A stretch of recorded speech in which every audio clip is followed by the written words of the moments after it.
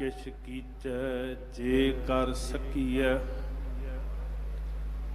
अपना कीता किछु न होवै।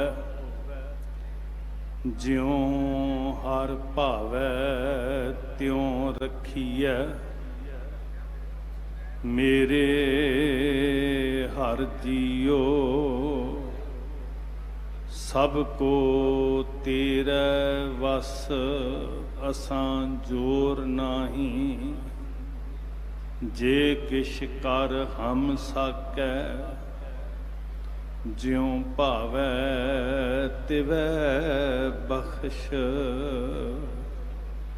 सतगुरु श्री गुरु ग्रंथ साहिब महाराज जी की पवित्र हजूरी अंदर जोश जज्बे दे नाल वेखो हैरानी ये हुंदी है कि कई बार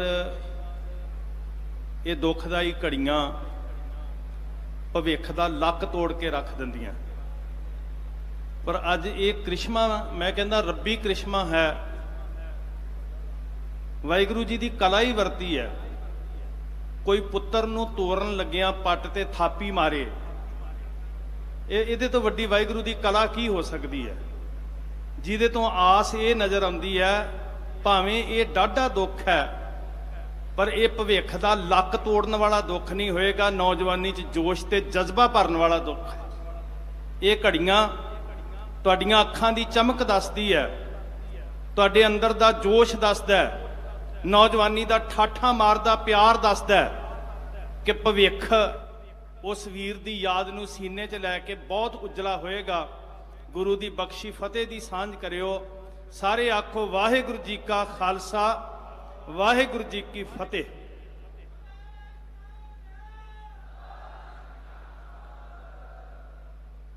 आप जी सारे जाणू हो चंगी तरह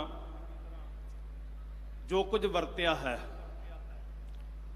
बहुत बारी इदा हुंदा है कि कोई मनुख जिंदगी के पैंडे नूं सार कर लैंदा है ते असीं मानसिक तौर पर प्रपेयर हुंदे आ कि जिंदगी जू चुकिया।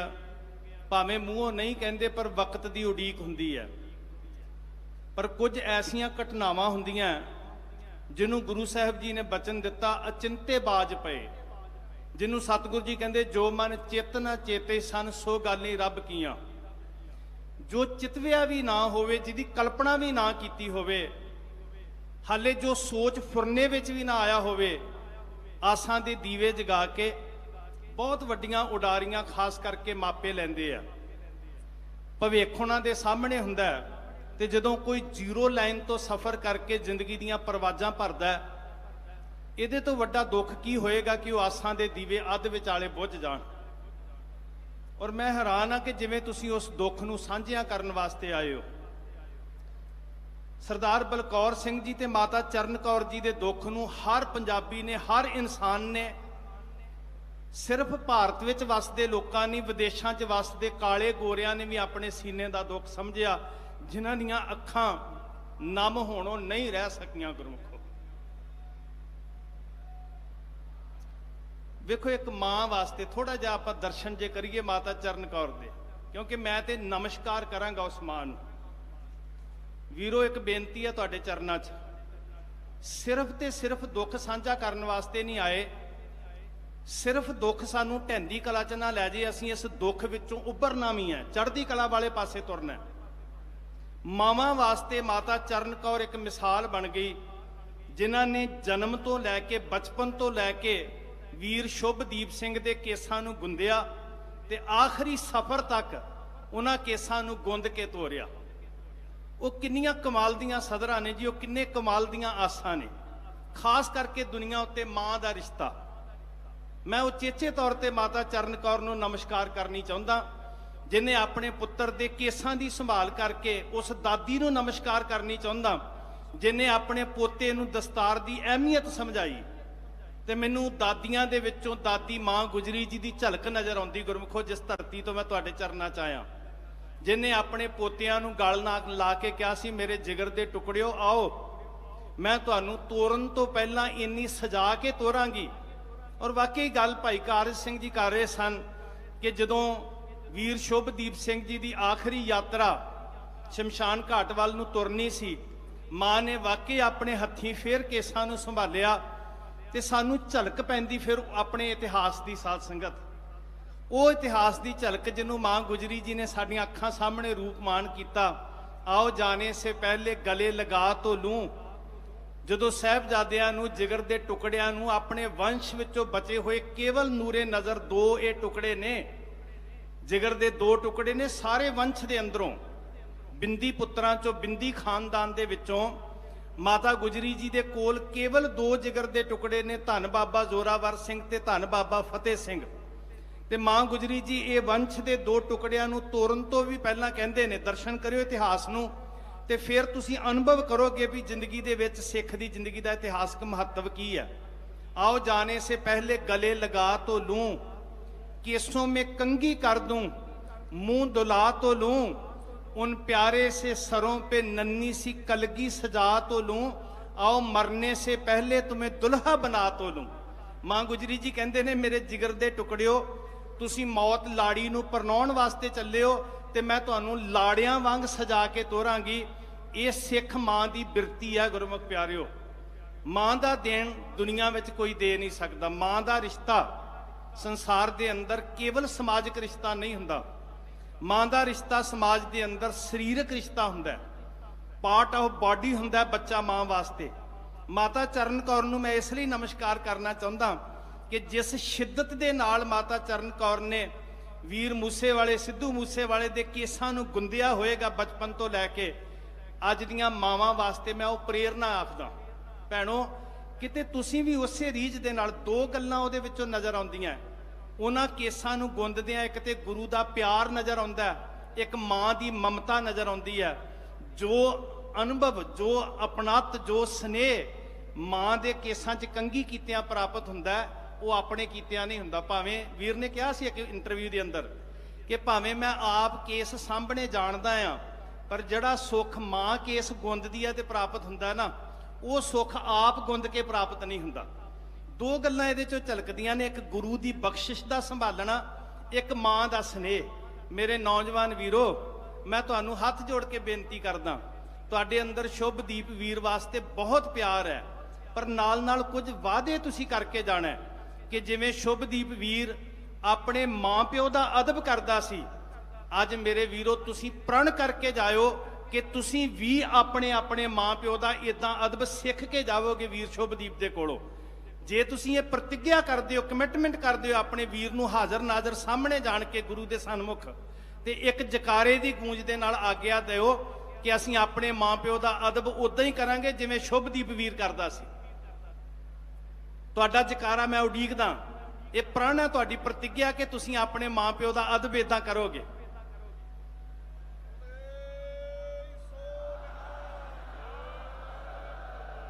ਜਦੋਂ ਮਾਂ ਬਾਲ ਨੂੰ ਪਾਲਦੀ ਆ ਨਾ ਗੁਰਮੁਖੋ, ਤੇ ਮਾਂ ਦੇ ਜਿਸਮ ਦੇ ਨਾਲੋਂ ਸਾਨੂੰ ਕੈਂਚੀ ਨਾਲ ਕੱਟ ਕੇ ਜੁਦਾ ਕੀਤਾ ਜਾਂਦਾ ਜਿੱਦਣ ਸਾਡਾ ਜਨਮ ਹੁੰਦਾ।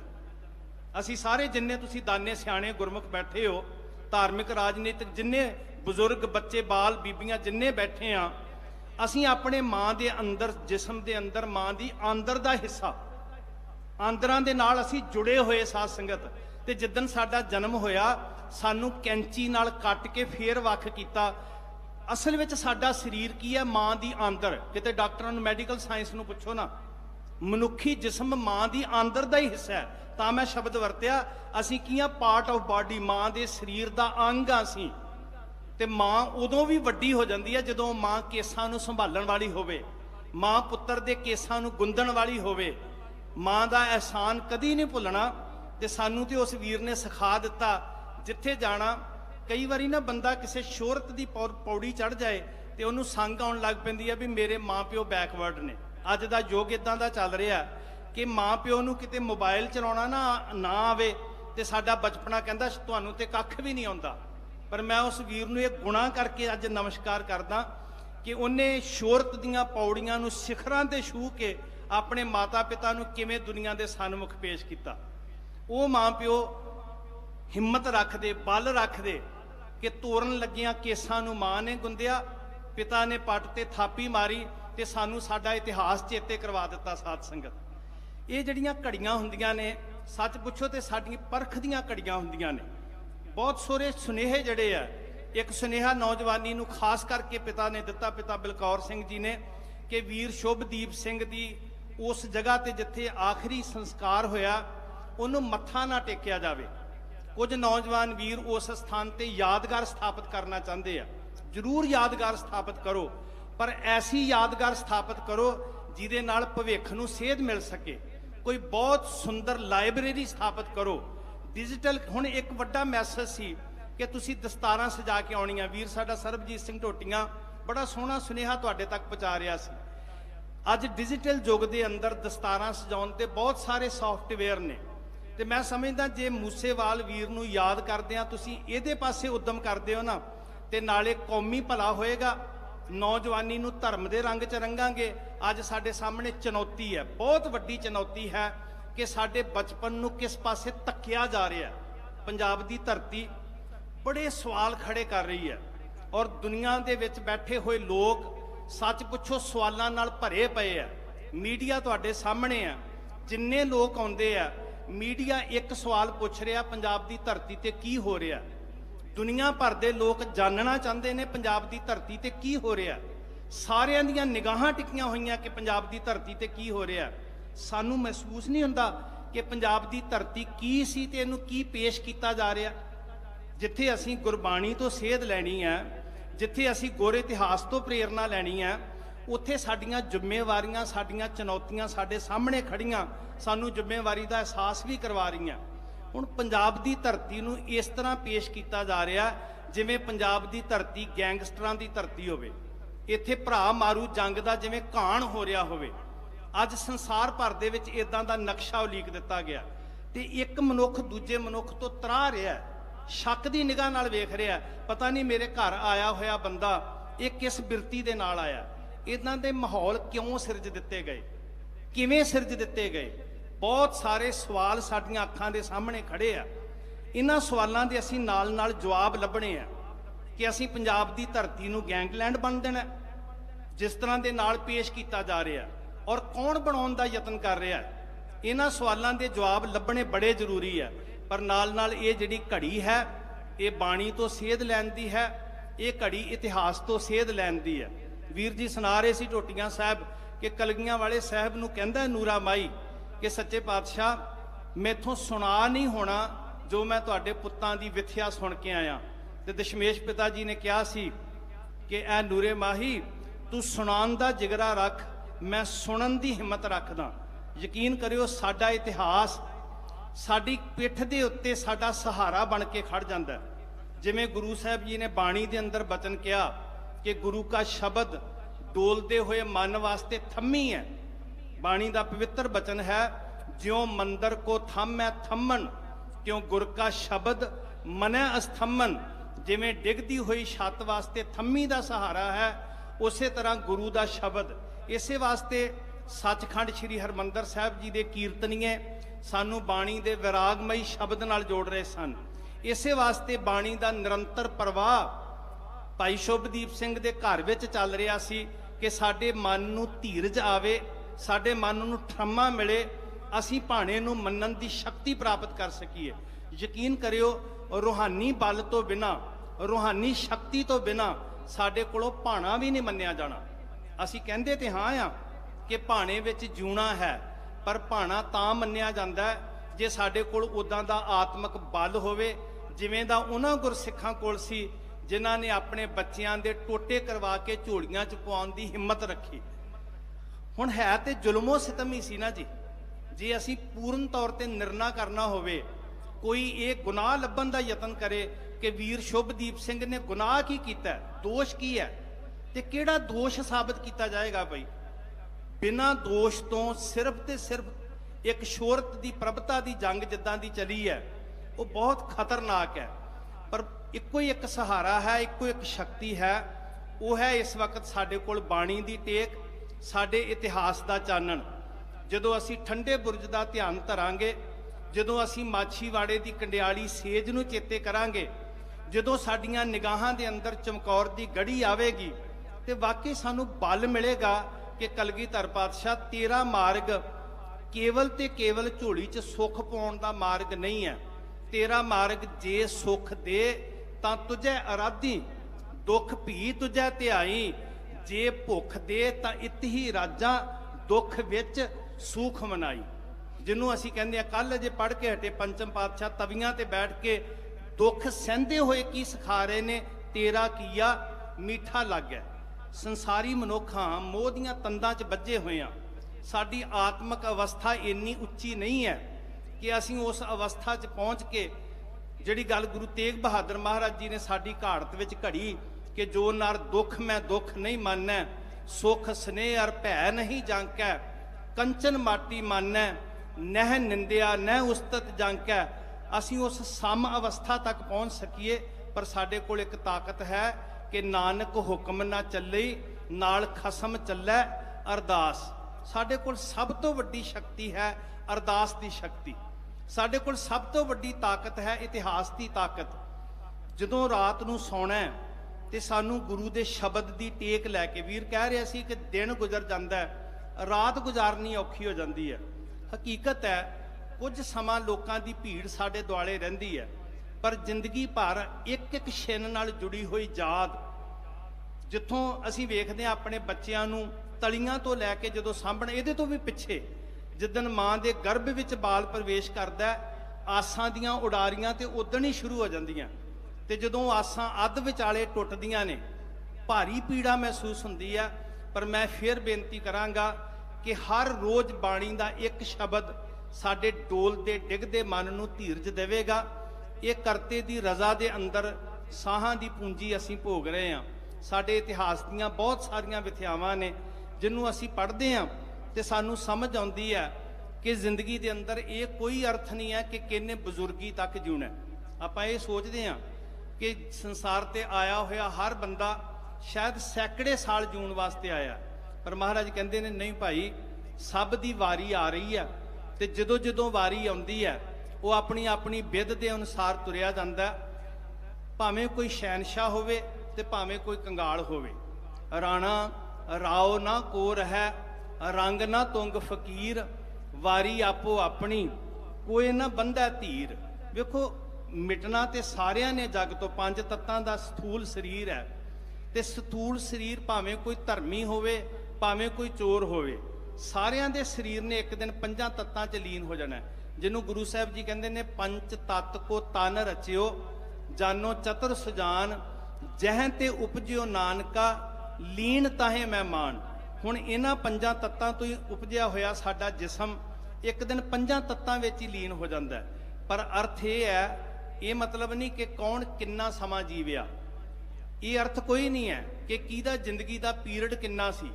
कोई 100 वरा जीविया ते कोई चंद पल जीविया, मतलब ये नहीं है कि किन्ना लंबा समा जीविया। कोई महान इसलिए नहीं हुंदा कि उहदी जिंदगी का समा किन्ना लंबा है, उहदे कर्म, उहदी सोच, उहदे विचार उन्होंने महान करते हैं। तो जदों असीं उन्हां महान विचारां वल वेखदे हां, उस सोच वल वेखदे हां, तो वो सोच भावें चंद दिनां दी होवे। एक गल गुरु दे लालां नाल कीती, फतेहगढ़ साहब की धरती साडे वास्ते साडा आदर्श बन जाती है। और खास करके इस पीड़ा की घड़ी दे विच गुरु दे लालां दे सामने बड़ी लंबेरी जिंदगी सी, मौत अचनचेत नहीं सी वरत रही। उन्हां दे सामने बहुत वड्डी ऑप्शन सी जिंदगी दी। उन्हां नूं हकूमत दा हाकम जिंदगी परोस के दे रहा है, और वो बार बार कह रहा है कि मैं चाहुंदा कि तुसी जिंदगी जीवो, मैं चाहुंदा कि तुसी दुनिया भर दे सुख भोगो। हर शै उन्हां दे कदमां विच ढेर कीती जा रही सी, पर शर्त यह सी कि सिर झुका के जीवो। हुण गल की है गुरमुखो, मर्द की जिंदगी जिहड़ी हुंदी है ना, वो भावें छोटी होवे, ਉਹਦੀ ਜ਼ਿੰਦਗੀ ਦਾ ਤੱਤ ਇਹੀ ਹੁੰਦਾ ਕਿ ਸਿਰ ਉੱਚਾ ਕਰਕੇ ਜੀਉਣਾ। ਮਹਾਰਾਜ ਨੇ ਬਾਣੀ 'ਚ ਬਚਨ ਕਿਹਾ, ਜੇ ਜੀਵੈ ਪਤ ਲੱਥੀ ਜਾਏ। ਹੁਣ ਵੇਖੋ ਮਿਟਦੇ ਤੇ ਸਾਰੇ ਹੀ ਹੈ, ਤੇ ਅਸੀਂ ਜ਼ਿੰਦਗੀ ਕਿਹਨੂੰ ਗਿਣਦੇ ਆ? ਜੇ ਕੋਈ ਆਪਣੀ ਇੱਜ਼ਤ ਅਣਖ ਤੇ ਪਤ ਗਵਾ ਕੇ ਜੁੰਦਾ, ਭਾਵੇਂ ਉਹ 100 ਵਰਿਆਂ ਦੀ ਜ਼ਿੰਦਗੀ ਹੋਵੇ, ਉਸ ਜ਼ਿੰਦਗੀ ਨੂੰ ਬਾਣੀ 'ਚ ਹਰਾਮ ਜ਼ਿੰਦਗੀ ਕਿਹਾ ਗਿਆ। ਆਪਾਂ ਕਈ ਵਾਰੀ ਸੋਚਦੇ ਆ ਵੀ ਐਵੇਂ ਹੱਠ ਕਰ ਲਿਆ ਜੀ, ਸੋਚਦੇ ਆ ਨਾ ਜੀ ਵੀ ਕੀ ਫਰਕ ਪੈਂਦਾ ਸੀ ਜੀ, जे ताकतां कोई जोर पाउंदियां ने ते झुक जाना चाहिए अपनी जिंदगी बचाउण वास्ते, जिंदगी बचा लेंदे। पर जे बाणी दे सच नूं वेखीए ਤੇ ਬਾਣੀ ਦਾ ਸੱਚ ਕਹਿੰਦਾ ਵੀ ਜੇ ਝੁਕ ਕੇ ਜ਼ਿੰਦਗੀ ਬਚਾ ਵੀ ਲਈਏ ਉਹ ਜ਼ਿੰਦਗੀ ਜ਼ਿੰਦਗੀ ਨਹੀਂ ਹੁੰਦੀ, ਉਹ ਜ਼ਿੰਦਗੀ ਬੋਝ ਬਣ ਜਾਂਦੀ ਹੈ। ਸੱਚ ਪੁੱਛੋ ਤੇ ਬੇਗੈਰਤ ਤੇ ਝੁਕ ਕੇ ਬਚਾਈ ਹੋਈ ਜ਼ਿੰਦਗੀ ਜਿਹੜੀ ਹੈ ਨਾ, ਉਹ ਆਪਣੀ ਲਾਸ਼ ਆਪ ਢੂੰਡ ਦੇ ਬਰਾਬਰ ਹੈ। ਇਸ ਵਾਸਤੇ ਗੁਰਮਤਿ ਨੇ ਕਿਹਾ ਕਿ ਜੇ ਪੱਤ ਗਵਾ ਕੇ ਜੂਣਾ ਤੇ ਫਿਰ ਉਹ ਜੂਣਾ ਤੇ ਹਰਾਮ ਜੂਣਾ। ਸੇ ਜੀਵਿਆ ਜਿਸ ਮਨ ਵਸਿਆ ਸੋਏ, ਸੋ ਜੀਵਿਆ ਜਿਸ ਮਨ ਵਸਿਆ ਸੋਏ, ਨਾਨਕ ਅਵਰ ਨਾ ਜੀਵੈ ਕੋਏ। ਜਦੋਂ ਅਸੀਂ ਬਾਣੀ ਵਿੱਚੋਂ ਦਰਸ਼ਨ ਕਰਦੇ ਹਾਂ ਤੇ ਭਾਗਾਂ ਵਾਲਿਓ 3 ਤਰ੍ਹਾਂ ਦੀ ਮੌਤ ਦੇ ਦੀਦਾਰ ਸਾਨੂੰ ਬਾਣੀ 'ਚ ਹੁੰਦੇ ਆ। ਇਹਨੂੰ ਥੋੜਾ ਜਿਹਾ ਸਮਝ ਲਈ ਅਸੀਂ। ਮੈਂ ਸਮਝਦਾ, ਮੈਂ ਵੀਰ ਸਰਬਜੀਤ ਸਿੰਘ ਜੀ ਨਾਲ ਗੱਲ ਕਰ ਰਿਹਾ ਸੀ ਕਿ ਵੇਖੋ ਇਹ ਉਹ ਨੌਜਵਾਨ ਨੇ, ਸ਼ਾਇਦ ਇਹਨਾਂ ਵਿੱਚੋਂ ਬਹੁਤ ਸਾਰੇ ਉਹ ਨੇ ਜਿਨ੍ਹਾਂ ਨੇ ਕਦੀ ਬਾਣੀ ਦਾ ਸ਼ਬਦ ਸੁਣਿਆ ਵੀ ਨਾ ਹੋਵੇ, ਕਿਉਂਕਿ ਸਿਰਫ ਪੰਜਾਬ ਵਿੱਚੋਂ ਨੌਜਵਾਨ ਨਹੀਂ ਆਏ, ਭਾਰਤ ਭਰ ਦੇ ਹਰ ਖੇਤਰ ਦੇ ਵਿੱਚੋਂ। ਮੈਂ ਵੇਖ ਰਿਹਾ ਸੀ ਬਿਹਾਰ ਤੋਂ ਨੌਜਵਾਨ ਦੱਸ ਰਹੇ ਸੀ ਕਿ ਸਾਨੂੰ 2 ਦਿਨ ਹੋ ਗਏ ਚੱਲਿਆਂ ਨੂੰ ਬਿਹਾਰ ਤੋਂ। ਹੁਣ ਕਮਾਲ ਇਹ ਹੋ ਗਈ, ਜਿਹੜੇ ਭਾਸ਼ਾ ਨਹੀਂ ਸੀ ਸਮਝਦੇ ਪੰਜਾਬੀ ਦੀ, ਜੇ ਉਹ ਵੀ ਸ਼ੁਭਦੀਪ ਵੀਰ ਨੂੰ ਪਿਆਰ ਕਰ ਰਹੇ ਆ ਤੇ ਭਾਰਤ ਵਾਸੀਆਂ ਦੀ ਤੇ ਗੱਲ ਹੀ ਛੱਡੋ ਨਾ ਜੀ। ਉਹ ਵੀਰ ਜਿਨ੍ਹਾਂ ਨੇ ਸ਼ਾਇਦ ਕਦੀ ਬਾਣੀ ਦਾ ਸ਼ਬਦ ਸੁਣਿਆ ਵੀ ਨਾ ਹੋਵੇ, ਤੇ ਲਗਭਗ 3 ਘੰਟੇ ਸਮਾਂ ਹੋ ਗਿਆ ਕੀਰਤਨ ਚੱਲਦਿਆਂ ਨੂੰ। 3 ਘੰਟੇ ਤੋਂ ਏਡੀ ਵੱਡੀ ਭੀੜ, ਪੁਲਿਸ ਪ੍ਰਸ਼ਾਸਨ ਖੜਾ, ਇਹਨਾਂ ਦਾ ਤਜਰਬਾ ਜ਼ਿਆਦਾ ਹੈ। ਬੰਦਾ 500-700 ਇਕੱਠਾ ਹੋ ਜਾਏ ਤੇ ਕਈ ਵਾਰੀ ਇਹਨਾਂ ਵਾਸਤੇ ਮੁਸੀਬਤ ਬਣ ਜਾਂਦੀ ਹੈ ਕਿ ਭੀੜ ਨੂੰ ਕੰਟਰੋਲ ਕਿਵੇਂ ਕਰਨਾ ਹੈ। ਲੱਖਾਂ ਦੀ ਗਿਣਤੀ ਦਾ ਇਕੱਠ ਹੈ ਤੇ ਇਸੇ ਇਕੱਠ ਦਾ ਸਹਿਜ ਤੇ ਸੰਜਮ ਵੇਖੋ ਤੁਸੀਂ, ਇਸੇ ਇਕੱਠ ਦੀ ਇਕਾਗਰਤਾ ਵੇਖੋ ਤੁਸੀਂ। ਜਿਹੜੇ ਵੀਰਾਂ ਨੇ, ਜਿਨ੍ਹਾਂ ਬੱਚਿਆਂ ਨੇ ਕਦੀ ਬਾਣੀ ਦਾ ਅੱਖਰ ਨਹੀਂ ਸੁਣਿਆ ਹੋਏਗਾ, 3 ਘੰਟਿਆਂ ਤੋਂ ਚੌਂਕੜੇ ਲਾ ਕੇ ਗੁਰੂ ਦੇ ਸ਼ਬਦ ਨਾਲ ਜੁੜੇ ਆ। ਇਹ ਵੀ ਕੋਈ ਜ਼ਿੰਦਗੀ ਦੀ ਕਰਾਮਾਤ ਤੋਂ ਘੱਟ ਨਹੀਂ ਹੈ ਗੁਰਮੁਖੋ। ਕਿਤੇ ਨਾ ਕਿਤੇ ਬੀਜੇ ਹੋਏ ਕਰਮ ਬੋਲਦੇ ਨੇ ਮਨੁੱਖ ਦੇ, ਕਮਾਏ ਹੋਏ ਕਰਮ ਬੋਲਦੇ ਨੇ। ਇਸ ਸਮਾਗਮ ਨੂੰ ਸਤ ਸੰਗੀ ਸਮਾਗਮ ਬਣਾ ਦਿੱਤਾ, ਗੁਰਮਤਿ ਦੀ ਰੰਗਤ ਦੇ ਦਿੱਤੀ। ਔਰ ਸਭ ਤੋਂ ਕਮਾਲ ਦੀ ਗੱਲ ਕਿ ਇਸ ਪਰਿਵਾਰ ਨੇ ਸਾਰੇ ਦਾ ਸਾਰਾ ਸਮਾਗਮ ਪੰਥ ਦੀ ਝੋਲੀ 'ਚ ਪਾ ਦਿੱਤਾ। ਇੱਕ ਮੋਹਰ ਲੱਗੀ ਕਿ ਸ਼ੁਭਦੀਪ ਵੀਰ ਕੇਵਲ ਪਰਿਵਾਰ ਦਾ ਨਹੀਂ ਸੀ, ਕੇਵਲ ਮਾਤਾ ਚਰਨ ਕੌਰ ਤੇ ਪਿਤਾ ਬਲਕੌਰ ਸਿੰਘ ਦਾ ਪੁੱਤਰ ਨਹੀਂ ਸੀ, ਸ਼ੁਭਦੀਪ ਵੀਰ ਸਾਰੇ ਪੰਥ ਦਾ ਪੁੱਤਰ ਸੀ। ਇਸ ਵਾਸਤੇ ਪੰਥਕ ਰੂਹਾਂ ਬੈਠੀਆਂ ਕਿ ਪੰਥ ਦਾ ਸਮਾਗਮ ਹੈ ਤੇ ਅਸੀਂ ਪੰਥ ਦੇ ਪੁੱਤਰ ਵਾਸਤੇ ਆ ਕੇ ਬੈਠੇ ਹਾਂ। ਭਾਗਾਂ ਵਾਲਿਓ, ਇਹ ਸ਼ੁਭ ਇਸ਼ਾਰਾ ਹੈ। ਮੈਂ ਕਹਿੰਦਾ ਕਿ ਇਸ ਜੋਸ਼ ਜਜ਼ਬੇ ਨੂੰ, ਇਸ ਭਾਵਨਾ ਨੂੰ ਜੇ ਸਹੀ ਦਿਸ਼ਾ ਮਿਲ ਜਾਵੇ, ਜੇ ਕੋਈ ਸੁਜੱਗ ਸਿਆਣਪ ਦੇ ਨਾਲ, ਵਾਕਈ ਜ਼ਿੰਮੇਵਾਰ ਤੇ ਸੰਜੀਦਗੀ ਦੇ ਨਾਲ ਇਹਨਾਂ ਬੱਚਿਆਂ ਨੂੰ ਅੱਜ ਭਾਵੁਕ ਪਲਾਂ ਦੇ ਅੰਦਰ ਸਿੱਧੇ ਰਾਹ ਤੇ ਤੋਰਨਾ ਚਾਹਵੇ ਤੇ ਪੰਜਾਬ ਦੀ ਜਵਾਨੀ ਕੁਰਾਏ ਪੈਣੋਂ ਬਚ ਸਕਦੀ ਹੈ। ਇਹ ਸ਼ੁਭ ਇਸ਼ਾਰਾ ਹੈ।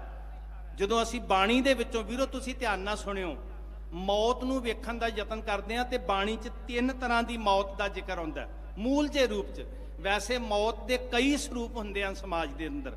ਬਹੁਤ ਸਾਰੇ ਲੋਕ ਆਰਥਿਕ ਮੌਤੇ ਮਰਦੇ ਆ, ਬਹੁਤ ਸਾਰੇ ਲੋਕ ਸਮਾਜਿਕ ਮੌਤੇ ਮਰ ਜਾਂਦੇ ਆ, ਬਹੁਤ ਸਾਰੇ ਲੋਕ ਰਾਜਨੀਤਿਕ ਮੌਤ ਵੀ ਮਰ ਜਾਂਦੇ ਆ। ਕਈ ਖੇਤਰ ਨੇ ਮੌਤ ਦੇ, ਪਰ ਗੁਰਮਤਿ ਦੇ ਅਨੁਸਾਰ ਬੰਦੇ ਦੀ ਜ਼ਿੰਦਗੀ ਦੇ ਅੰਦਰ 3 ਤਰ੍ਹਾਂ ਦੀ ਮੌਤ ਹੈ।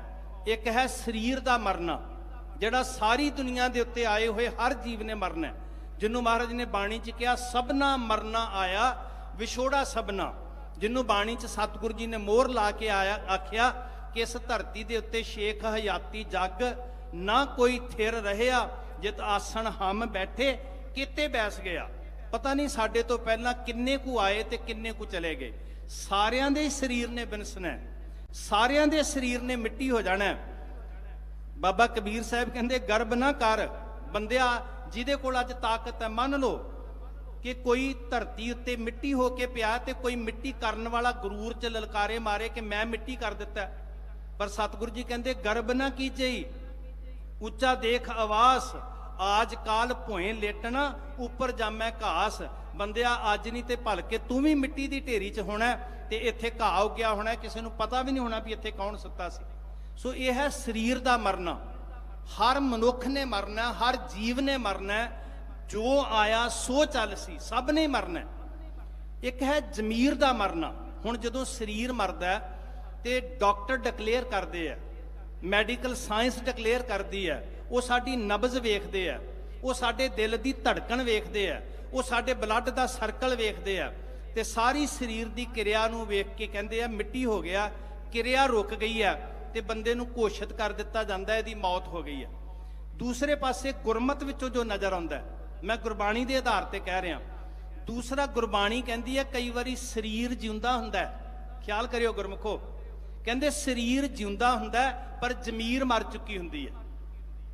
डॉक्टर तो सिर्फ शरीर नूं चैक करेगा ना, बाणी जमीर नूं चैक करती है। कौम के मरदे मुजाहद महापुरख ने कहा सी, मैं शरीर की मौत नूं मौत नहीं गिणदा, मैं जमीर की मौत नूं मौत गिणदा। ते दुनिया उत्ते लाशां दे ढेर लगे हुए आ जिन्हां दियां जमीरां मर चुकियां ने। वाकई गुरमुखो, गैरत दे नाल पट ते थापी उही मार सकदा है जिहदी अणख जिंदी होवे, जिहदी जमीर जिंदी होवे। सो सिੱਖੀ दे अंदर जे जूना है,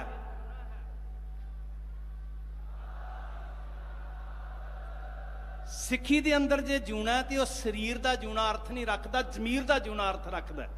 मैं कदी सुनिया नहीं सी वैसे मूसे वाले वीर दे गीतां नूं, कदी समा ही नहीं सी लग्या ते कुछ इदां दी फितरत नहीं सी। मैं उस दिन तो ना कुछ सुनना शुरू किया ते राती भी मेरे बच्चों ने गीत लाया पंजाब साडे संघर्ष दे नाल, किसानी संघर्ष दे नाल संबंधित। वीरो उस गीत नूं सुन के हंजू नहीं सी रोक रहे। ओ वीरा, मुर्दियां च जान पा दी तेरे गीतां ने, संघर्षां नूं जिंदा कर दिता तुहाडे गीतां ने। असीं क्यों नफरत कर रहे हैं अपने बच्चों नूं? असीं धक के हाशिए तो पिछे सुट दिता, इन्हें दाढ़ी कट दी है, इन्हें आ कर दिता है। वो कौम के वारसो, प्यार गलवकड़ी वड्डी करो। ये बच्चे कौम की तकदीर बदल सकते। मैं महसूस कर रहा सी मेरे प्रचार नाल शायद उन्ना असर ना होया होवे। एक गल वीर ने दस्तार बारे कही ते अज लखां दा इकट्ठ सिरां ते दस्तारां सजा के आ गया। असीं उन्हां वीरां नूं गल नाल नहीं लाया, असीं दोषी हां गुरमुखो। असीं पहचानण दा यतन नहीं कीता ते किते किते मैनूं निजी तौर ते लगदा मेरी धार्मिक कट्टरता ने साडे वीरां नूं दूर करके रख दिता। बहुत जरूरी सी कि प्यार कड़ावे दे नाल उन्हां नूं गल ना लाउंदे। साडी कौम गुरमत ने सानूं सिखाया, जिहड़ी मैं चर्चा कर रहा सी, जमीर दा मरना। उन्होंने शरीर दे मरण नूं डॉक्टर चैक करदा है, जमीर दे मरण नूं गुरु चैक करदा है। जिथे जाके सतगुरु कहंदे ने शरीर सोहना हो सकदा है, शरीर बोलदा हो सकदा है, शरीर कमाउंदा हो सकदा है, शरीर अकल वाला चतुर हो सकदा है, पर जिदन गुरु नानक गुरु गोबिंद सिंह जी का थर्मामीटर ला के वेख्या, कहंदे जमीर मर चुकी हुंदी है। कई बारी बाबा जी ने कहा, अत सुंदर कुलीन चतुर मुख ज्ञानी धनवंत मृतक कही है नानका जे प्रीत नहीं भगवंत।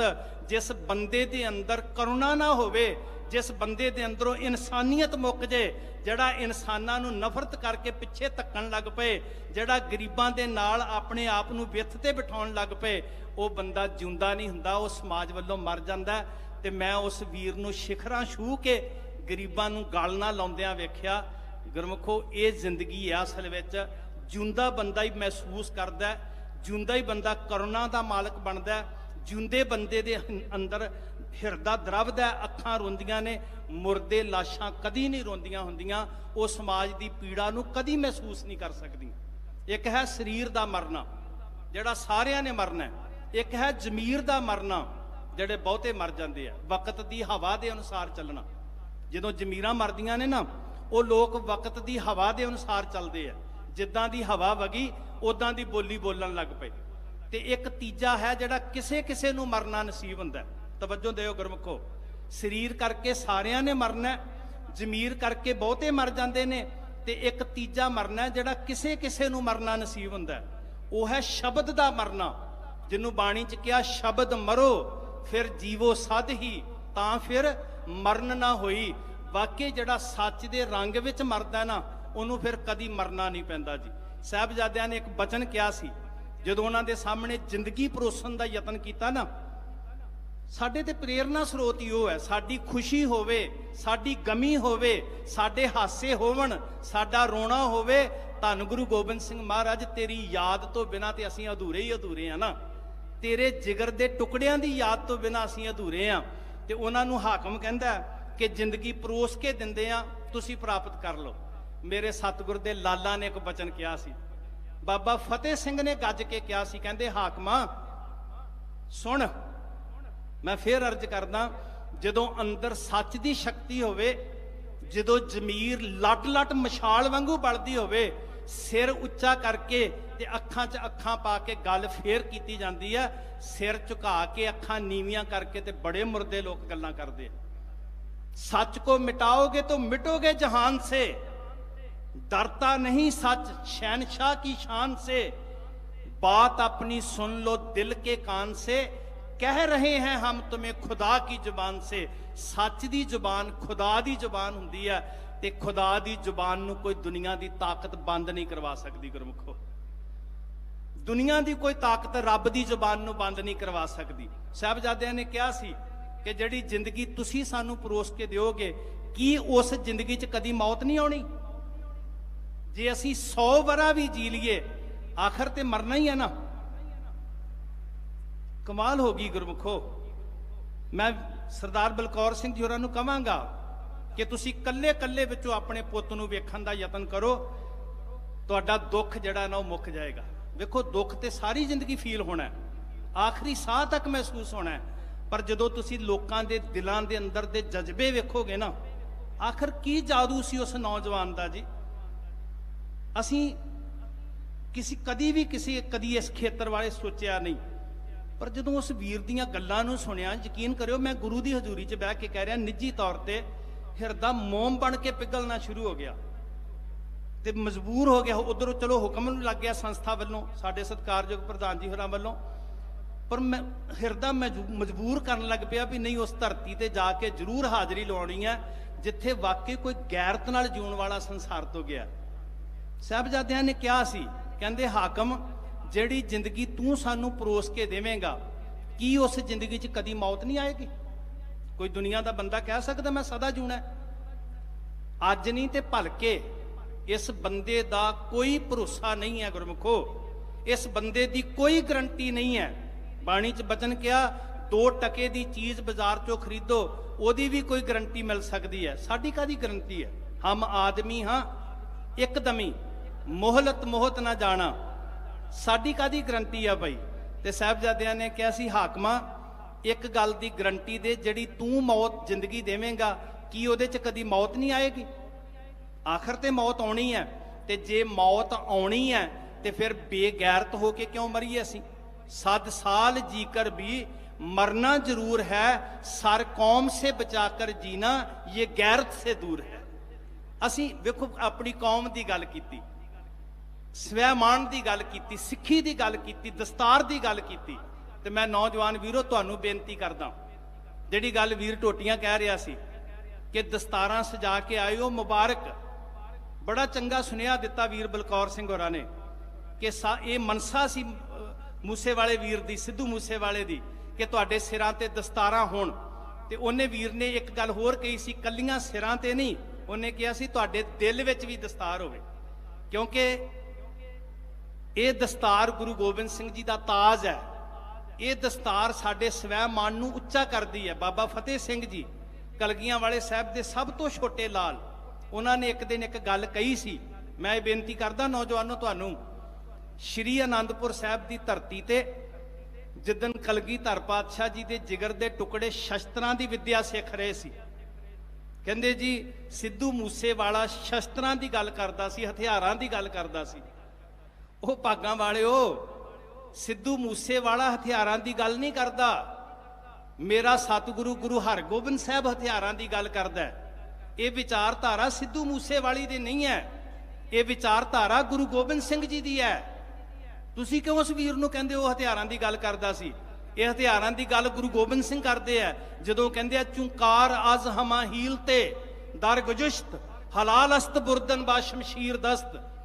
जदों जुल्म हो रहा होवे, अबला ते अत्याचार हो रहा होवे, मजलूमां ते कहर हो रहा होवे, भारत दीयां बेटियां नूं बन के लिजाया जा रहा है, ते की माला फड़ के मंत्र पढ़ने सी उत्थे?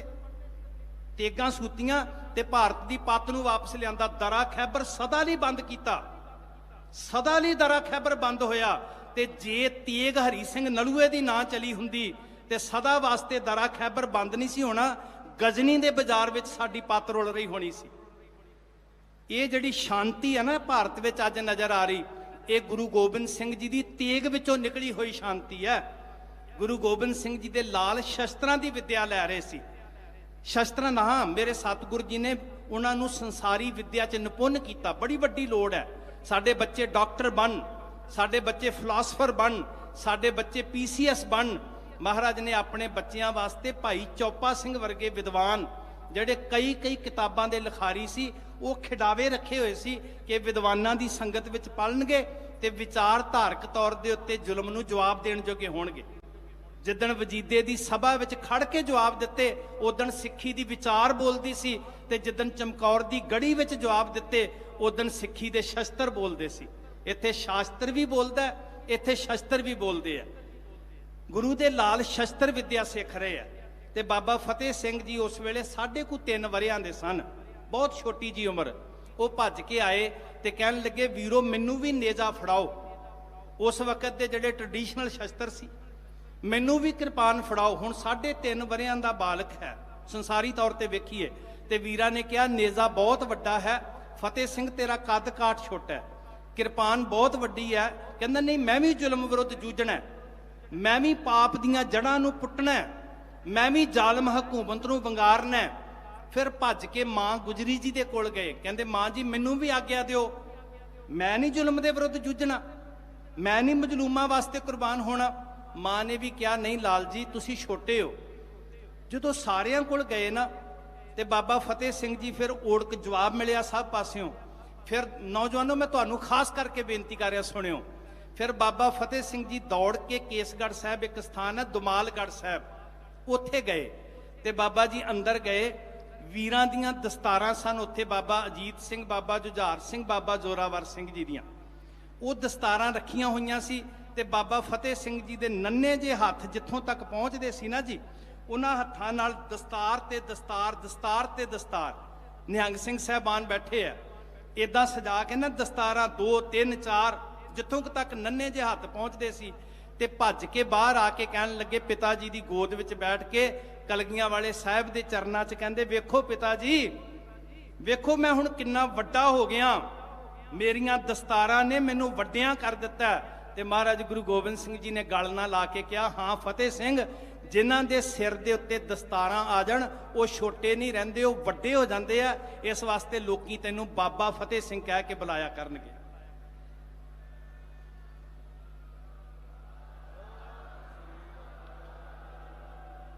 ਉਹ ਵਾਰਸੋ, ਤੁਸੀਂ ਬੜੇ ਪ੍ਰੇਮ ਨਾਲ ਉਸ ਵੀਰ ਦੇ ਵਾਰਸ ਬਣ ਕੇ ਆਏ ਹੋ।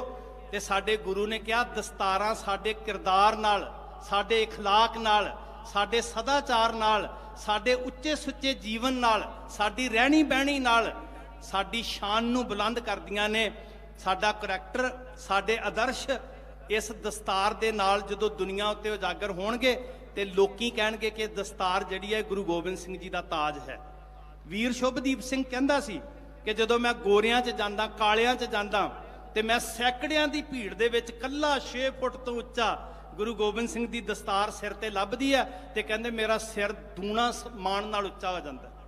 ਸੋ ਇਹ ਗੱਲਾਂ ਸਾਡੇ ਵਾਸਤੇ ਪ੍ਰਤਿੱਗਿਆ ਨੇ। ਅੱਜ ਚੇਤਨ ਹੋਵੋ। ਮੈਂ 2-3 ਬੇਨਤੀਆਂ ਕਰਨੀਆਂ ਚਾਹੁੰਦਾ। ਤੁਹਾਡਾ ਜਕਾਰਿਆਂ ਦਾ ਜੋਸ਼ ਦੱਸ ਰਿਹਾ ਕਿ ਤੁਸੀਂ ਬੜੀ ਚੇਤਨਾ ਦੇ ਨਾਲ ਆਏ ਹੋ, ਕੱਲਾ ਜੋਸ਼ ਨਹੀਂ, ਬੜੀ ਚੇਤਨਾ ਨਾਲ ਆਏ ਹੋ।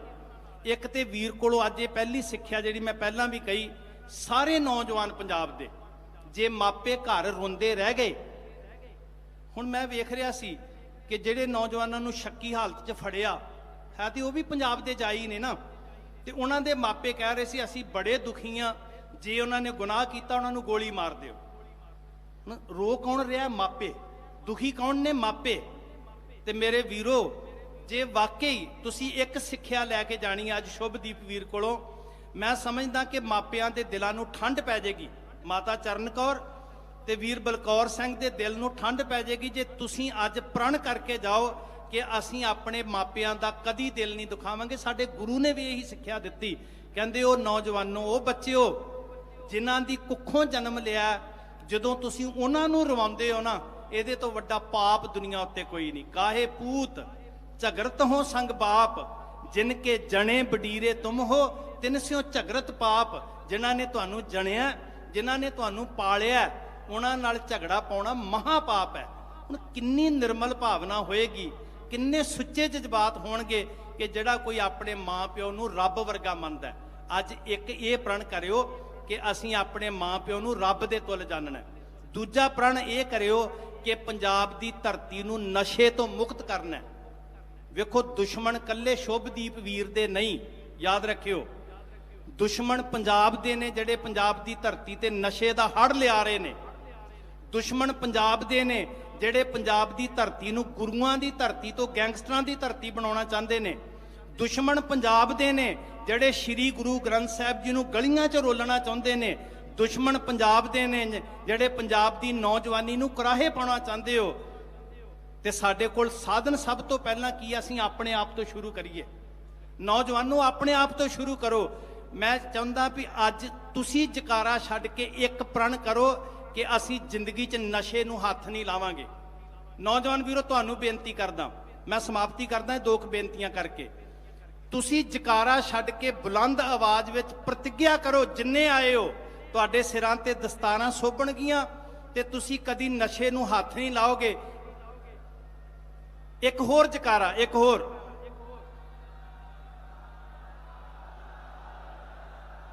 वीर शुभदीप तेरा डुੱਲਿਆ खून व्यर्थ नहीं जाएगा। ये नौजवानी का जज्बा, ये नौजवानी का जोश जे सीधे पासे तुर पिया तो मैं समझांगा माँ की कुख सफल ही हो जाएगी, जिहदा पुत का आउणा भी सफला हो जाएगा तो चलाना भी सफला हो जाएगा। जे एक नौजवान ने भी अज प्रण कर लिया, वैसे मैनूं तुहानूं तुहाडे सारियां तो आस है कि तुहाडी जिंदगी का राह बदल जाएगा। पर मैं समझदा जे एक ने भी प्रण लै लिया तो वीर का चलाना भी सफल हो जाएगा। ये प्रतिज्ञावां तुहानूं करनियां पैणीਆਂ, तुहानूं चेतन होना पैना। विद्या पढ़ो रज के, दुनिया भर के ਸਾਹਿਤ नूं पढ़ो, अपनी सोच नूं तिखिया करो ते समझण दा यतन करो। कल्ला जोश नहीं, तुहाडे हत्थां विच किताबां होण, तुहानूं विद्या नाल एजुकेशन नाल प्यार होवे, दुनिया दीयां उच्च पदवियां ते तुसीं पहुंचो ते तुसीं अपने भविख नूं सवार सको। वेखो कमाल दी गल कहंदा सी साडा वीर कि मैनूं बंबे वाल झाकण दी लोड़ नहीं, मैं बंबे वालियां नूं मूसे पिंड आउण ला दिआंगा। कॉन्फिडेंस सी ना जी, यही तो कॉन्फिडेंस होना चाहिए तुहाडे अंदर। बस मैं ये चाहुंदा कि अज लैके जाओ तो आत्म विश्वास लैके जाओ, जिहड़ा आत्म विश्वास गुरु गोबिंद सिंह जी ने दे के कहा सी, 1.25 लाख से एक लड़ाऊं। सारे कहो 1.25 लाख से, गज के कहो 1.25 लाख से, तबे गोबिंद सिंह नाम कहाओ। जिदन ये आत्म विश्वास तुहाडे च जाग पिया, सानू कोई खतरा डरा नहीं सकेगा। अज पंजाब की धरती नूं बदनाम करन दा यतन किया जा रहा है। असीं सहमे हुए महसूस करिए, असीं भैभीत हो जाइए, साडियां अखां च मौत का खौफ नज़र आए। ये चाहुंदी है वक्त की ताकत। पर जे तुसीं आत्म विश्वास चो ते यकीन करियो, वाकई जिहड़ी गल गुरु के रागी कह रहे सी, फिर हर नौजवान विचों मूसेवाल वाली गैरत दिसेगी। सिर उच्चा करके दस्तारां दे स्वैमान नाल जुओ। तुहाडा सारियां दा बहुत धन्नवाद।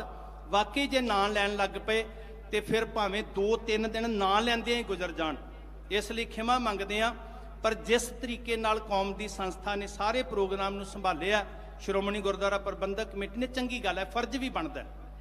ये फर्ज बनता साडा, असीं दुख सुख विच शामिल होइए, बहुत चंगी गल, अपने फर्ज नूं पहचानिया। तो सारे एका करके एकजुट हो के जिथे असीं इस परिवार के दुख विच शामिल होना, उत्थे ये भी प्रण करना कि पंजाब के पुत मरवाउण जोगी साडे कोल हिम्मत नहीं है। उहदे लई इक्को ही एक राह है कि चेतन होवो, एकता तुहाडे च आए। तुहानूं ताकतां पाड़न का यतन करनगियां, भावें वो धर्मां दे नां ते पाड़े पाउणे आ, भावें राजनीति के नां ते पाड़े पाउणे आ। जवाब तुसीं देना। कमाल करती शुभदीप वीर ने जी। भारत की गल छड्डो, पाकिस्तान के लोग रो रहे, जिन्होंने सानूं यही सिखाया गया सी, वो साडे दुश्मन ने, तो वो रो रहे ने भुब्बां मार मार के भी असीं एक वीर हीरा गवा लिया हाथों। तो वो वीर सानूं एक कर जाए, समझ लो उहदा चलाना सफल हो गया। तुहाडा सब दा बहुत धन्नवाद। अरदास करनी आपां सारिआं ने रल के, वाहिगुरू जी इस परिवार नूं हिम्मत दिओ, ये भाणे च जूझ सकण, वीर नूं अपने चरनां च वास देना, भुल्लां बख्श दे, सब प्यार विच आखो वाहिगुरू जी का खालसा, वाहिगुरू जी की फतेह।